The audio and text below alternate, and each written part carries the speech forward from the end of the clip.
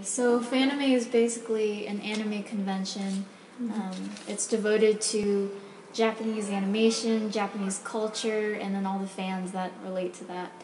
I go to the conventions because I'm a fan of it, but I also draw anime as an artist.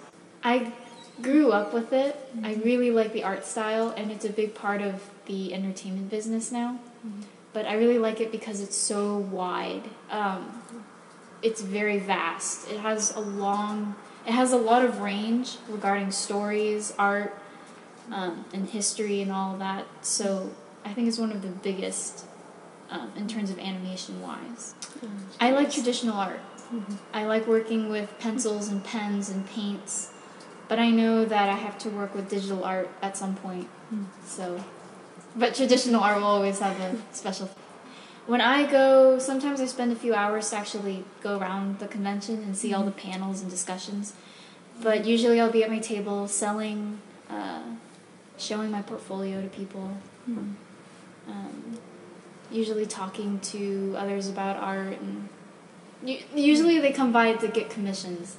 So that's the big part of it. It was actually because of my dad. My dad was asking me where I wanted to go with art, and I had no idea. So he said, why don't you start with commissions as a freelancer? So that's what I did. I'd have to say one of my favorite pieces is a sci-fi picture I had to do for a guy at a convention. He asked for 3 girls in pencil sketches, which I thought was really absurd because pencil smears, and he wanted it in a sketchbook, which is even worse. But he wanted these 3 girls, all different, having like wires and creatures and all of that. It was a lot of fun to draw. But the most important thing was that the sketchbook that he made me draw it in had other artists also drawing in it.